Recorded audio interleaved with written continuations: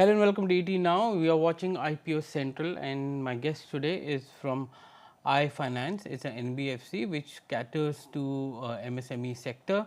Their IPO is opening on 9th Feb and closes on 11th, price between 122 to 129. It has a fresh issue of 710 crores and an offer for sale of 300 crores. So, a total of nearly 1010 crore IPO. That gives the company a value of little over 3100 crores at the upper end of the price band. And joining me today is Sanjay Sharma, who is the founder and MD of the company, and Mr. Sovan Satyaprakash, who is the Chief Financial Officer of the company. Gentlemen, thank you very much for joining us today on ET Now. Sanjay, you are into the NBFC space and in the MSME space. We've been hearing in the last 12 months about the kind of stress that may be there in the MSME space. Give me a sense of how it's panning out for you from a business and demand point of view.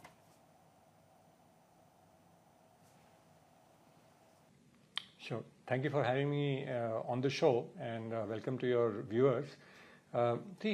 Before we get into where the portfolio lies, it's important to understand what is our target customer base. While MSME is a very wide term, we at iFinance have always focused on the micro scale MSME companies, whether they are into manufacturing, trading, or into service sector or dairy businesses. And these are the unorganized people who have not been lent to, so they don't suffer from the typical malady of over-lending or many people trying to lend to them. This segment we've seen over the last 12 years doing very well, has been fairly stable in terms of credit profile and credit cost. And we have seen demonetization, we have seen COVID, we have seen more recently the over-lending in the markets. This segment in relative terms has performed with very little volatility. So one is that when we paint everything with the MSME brush, you got to understand that there is a segment that is not over lent to, or which is still in many ways excluded from the lending. Second is that the loan that we give there for a business is not a consumption loan. Sometimes people confuse it with unsecured lending, etc. But it's a business loan which goes to businesses, and it's a very appropriate loan of 1 lakh to 2 lakh rupees, which fulfills the need for working capital or for buying machinery or handling the business. So I think given that background, now to answer your question, while industry has talked of MSME stress, often it is in the organized sector where many other NBFCs operate. In our segment also there has been some stress. I would not say that there's been no fallout, but that's been limited. And I think that can be seen in the way our credit costs have behaved. We continue to maintain a very high level of provision coverage ratio. We have not lowered our provision coverage. We still are in the 60% plus range.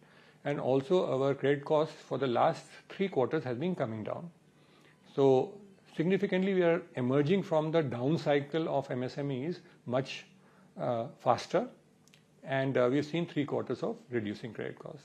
So we don't see that problem persisting as of now. Sovan, how is your credit cost moving for the last 3 years? How has it moved? Where is it now at this point in time? So typically we stay in the range of about 3.5% plus minus 0.25% on the credit cost front. Last financial year was a difficult year where the credit cost increased for the entire market, and our credit cost increased to about 5.15%, and that was primarily observed in the second half of the financial year. Quarter 3 was when the peak credit cost was observed. Post that, we have seen 3 quarters of improvement in credit cost, and the latest quarter, which was the quarter 2 reported numbers, the credit costs were around 5%. So we have come down from the peak levels, and trends look positive for the last couple of quarters. How is your net interest margins which have moved in the same period?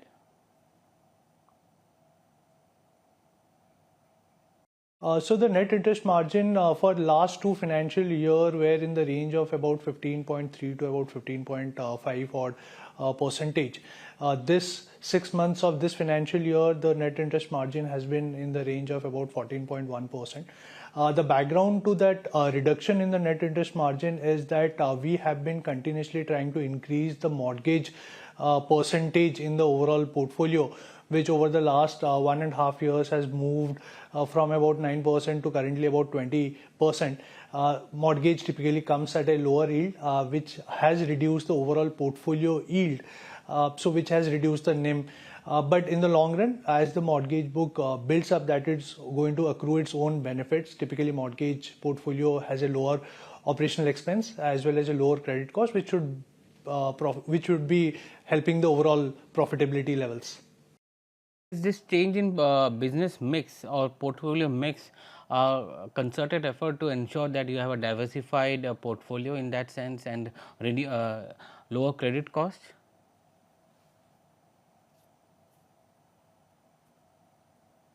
So, increase in mortgage was not driven by the thought process of lowering credit cost, but it was primarily a thought arising after the pandemic, because our typical hypothecation loan portfolio has a tenor of about 2 years, and if you don't disburse loan, which was the case in majority of the 2 year of pandemic, the book runs down really fast. So many of the metrics like credit cost and profitability levels can suffer badly because of the rundown of the book.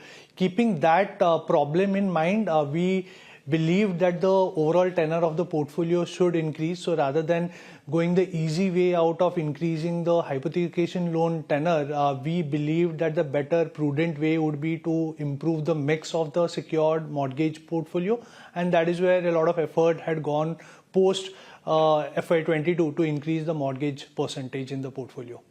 The net NPAs also are a little higher on 1.78% at the end of September. If I'm trying to map it with the kind of credit cost peak which happened, it's still there. Where is the pressure coming in from on the NPAs? So typically the NPA levels see a lagged impact. So firstly, the collection efficiency metrics start looking better. The write-offs start improving. So the overall delinquency sees an early improvement before it directly trickles down to the gross NPA and net NPA levels. So some of these metrics that we are talking of have seen improvement. As I mentioned earlier, the credit cost has seen improvement. Collection efficiency numbers look stable and are improving.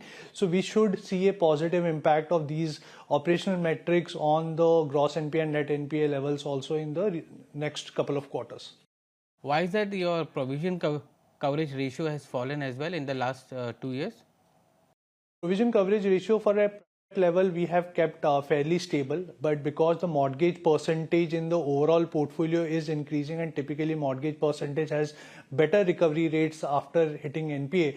So as the percentage of mortgage increases, it is going to change the overall percentage of the portfolio. So that is primarily the change that we are observing at this point of time.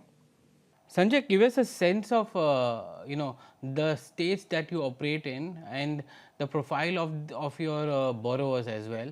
What is the typical size of the loan that they take, and what is it and what is the kind of work profile or occupational profile of those entities? Sure. That's an excellent question to demonstrate whom we target. Our target is to operating businesses. So we don't lend to self-employed plumbers, carpenters, etc., or e-rickshaw drivers, etc. So we look at businesses which are into manufacturing, trading, or service, or it could be even dairy business. So you could have a shoe manufacturer in Agra, you could have a grocery store or a kirana store in any part of the country, or a cloth merchant. It could be restaurants or beauty parlors, etc.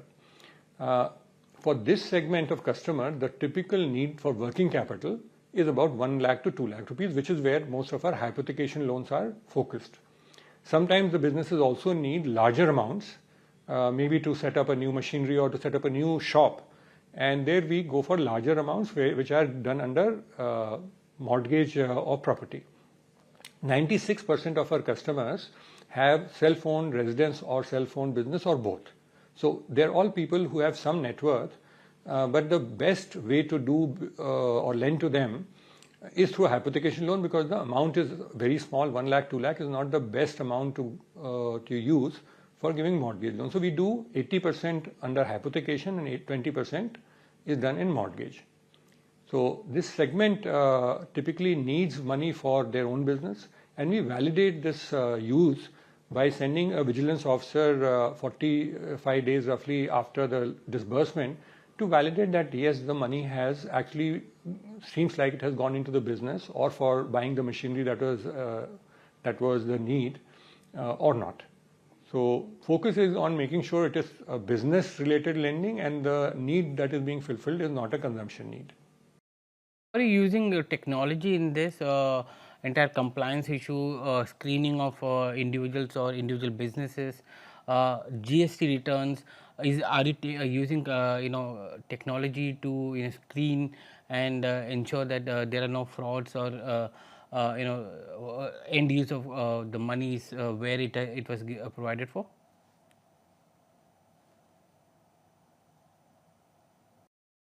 Use of technology is crucial, and that is what differentiates us from many other players.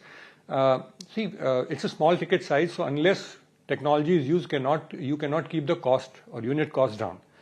We use technology in various parts of our workflow. So starting from origination, we have a paperless origination, so there's no use of an application in paper. We use technology on a number of data science platforms. We have an in-house data science team which is mentored by one of our investors, Google Capital. And they have models for origination where they can give a score to customers depending on their profile and the industry type. They have models for repeat loans and servicing of customers. We have early warning signals which tell us where exactly to focus on in terms of sampling customers when we see some aberration in their patterns. And we also have similar models for collection. So use of technology pervades origination, servicing, as well as the collection angle. And I think we use workflows, we use large platforms in ensuring that we keep monitoring this business. This business is granular. It has to be monitored day in, day out. And we have metrics to monitor the business on a daily or a weekly basis. If I look at your net interest income, you're growing at 42% for the last 2 years. Is that a growth rate that you can sustain going forward? And you are raising around 710 crores, and it's to augment your capital. Is it enough to grow at that rate for the next 2 to 3 years, or you will need to come back and raise further funds?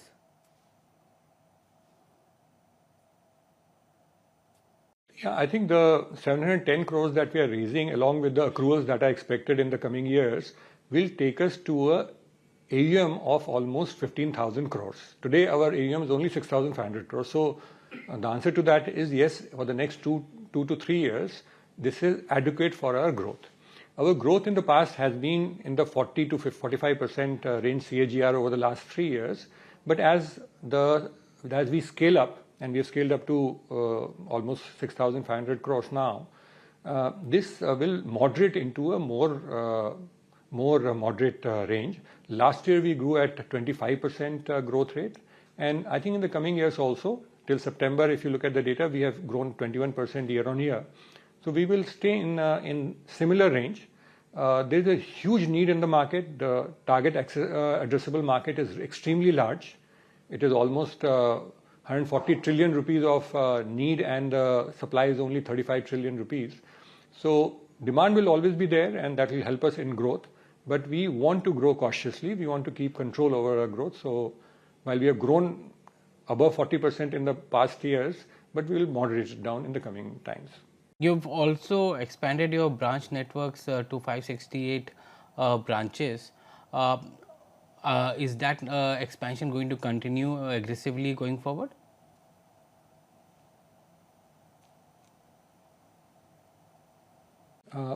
Here we have 568 branches, and we typically our growth, most of the growth comes from existing branches growing their AUM portfolio. Today our average per branch portfolio is about 10 crores, and some of the older branches which are more than 3 or 4 years old have already got 20-25 crores of AUM.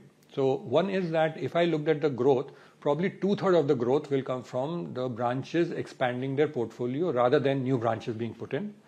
We have seen that new branches hardly contribute to 9 to 10% of the overall growth in AUM. So in future, we will probably only put close to 10% new branches. So one way to look at it is that out of 568, next year we'll be talking of 40 to 50 more branches, and most of that will be splitting existing branches, making them more organized.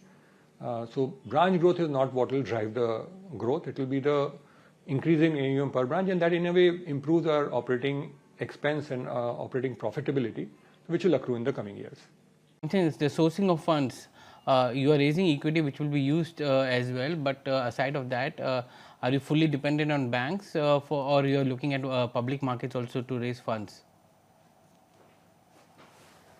Debt markets. We have always focused on diversifying even the liability. So we have always focused on diversifying even the liability profile of the company. Today, roughly around 30% comes from banks, about 20% comes from development financial institutions, and rest comes from NBFCs and retail investors also who invest in our bonds. So that is what the mix has been. So there is no focused dependency on a particular segment of lender, but keeping it diversified is what our strategy has been. Sanjay, you briefly gave us an idea of how you are planning to grow. Give us a sense of any new products that you are going to bring in or new segments that you want to get into or within the MSME space.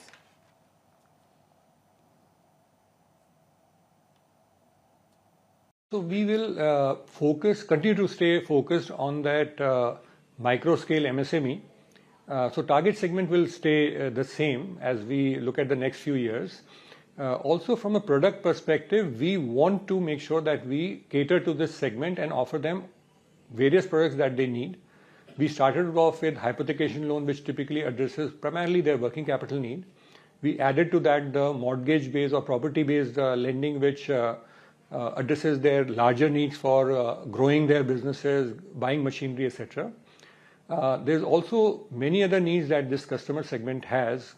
They need commercial vehicles, they can need two-wheelers, and these are all opportunities that can be looked at in future. But today we want to focus on the two products, which is the hypothecation and mortgage loans, make them very efficient, and also focus on cross-selling. We do a fair amount of cross-selling to this segment. Their need for health insurance, where we see very good attachment rates. Of close to 85-90%. Life insurance is anyway mandated for the loan, and we will look at various other cross-sell opportunities for this segment. So our approach will be that rather than multiply product and bring complexity, keep the thing simple. That's what our customer really likes. Address their working capital and business need, and cross-sell to them related products. Sanjay and so on, it was a pleasure talking to you today. Thank you very much for joining us. Your IPO is opening on 9th, closes on 11th, price between 122 to 129. It's a 1010 crore IPO, pricing, valuing your company at 3,154 crores at the upper end of the price band. Gentlemen, thank you very much for joining us today on IPO Central.